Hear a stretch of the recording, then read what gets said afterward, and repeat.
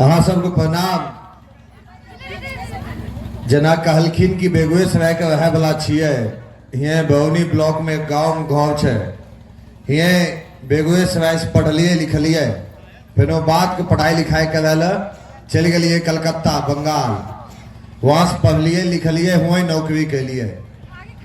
लेकिन नौकरी करने के वक्त भी जब भी कभी गांव आने का मौका मिलता था तो गांव आके लगता था कि भैया यही इतना समस्या है, लगता था कि मेरा ही गांव पीछे रह गया है।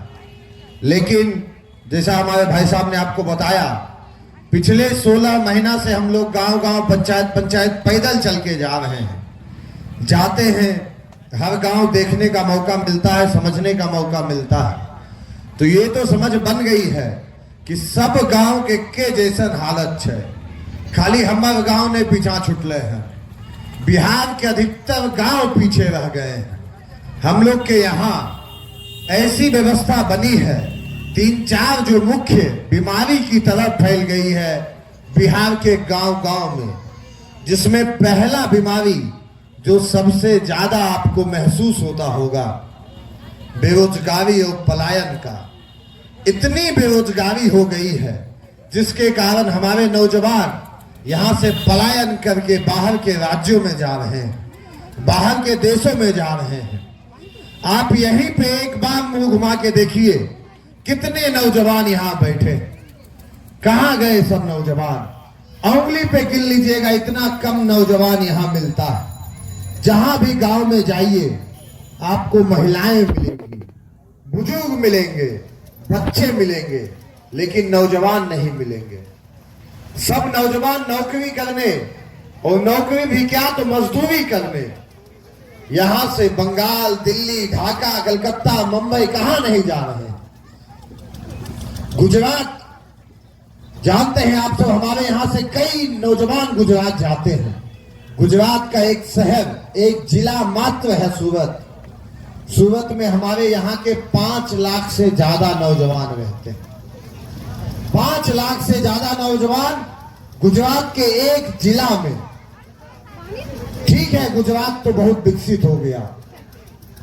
सुनते हैं सन 2000 में हम लोग से अलग होके झारखंड बना, बिहार का अंग था झारखंड, हम लोग से अलग होके बना।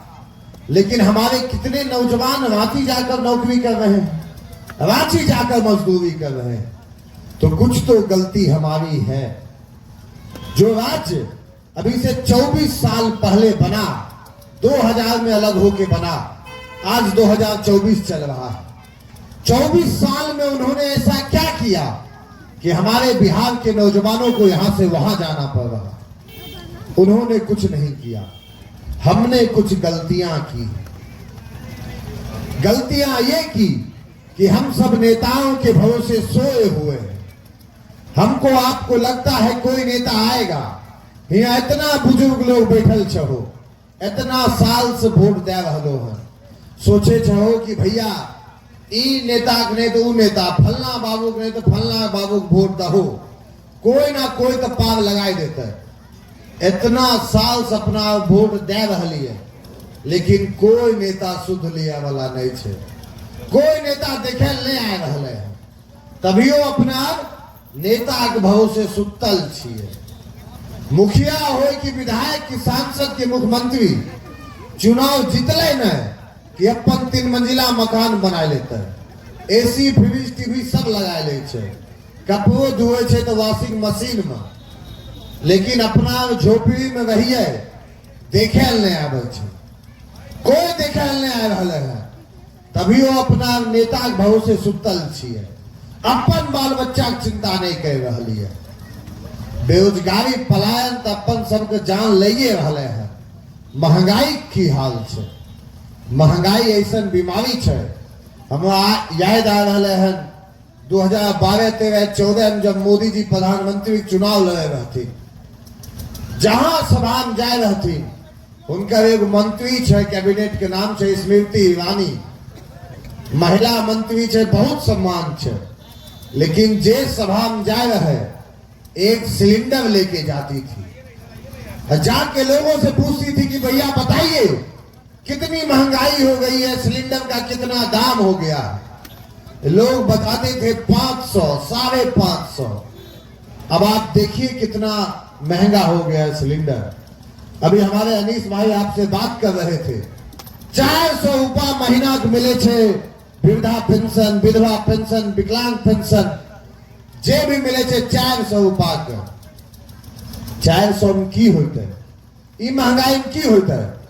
अपना सरसों तेल कहते हैं, अपना कहे छिए कौआ तेल, जगह हम सब्जी बनबे छिए।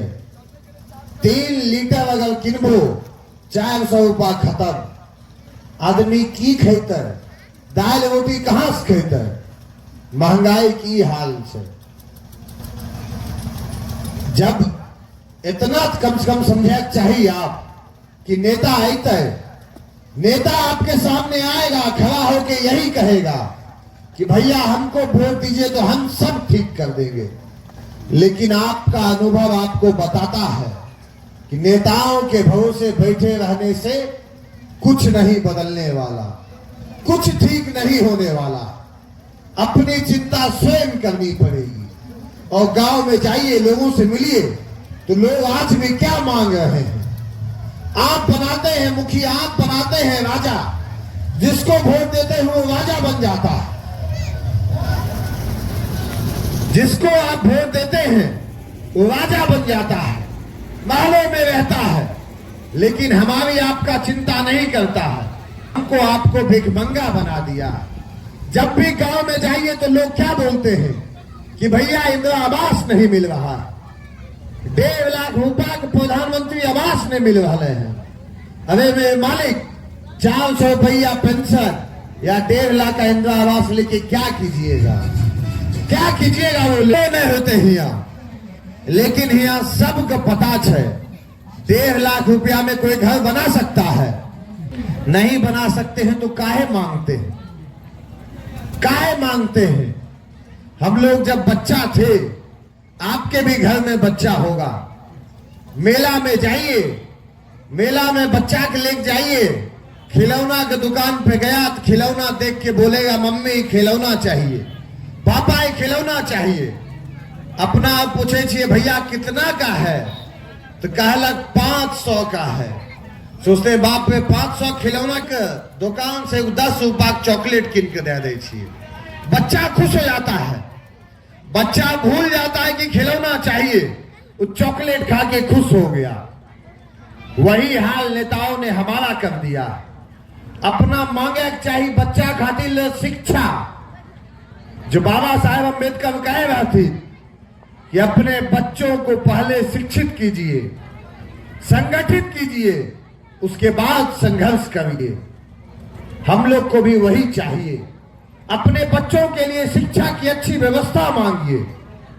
कुछ मांगना ही है तो अपने बच्चों के लिए रोजगार की व्यवस्था मांगिए।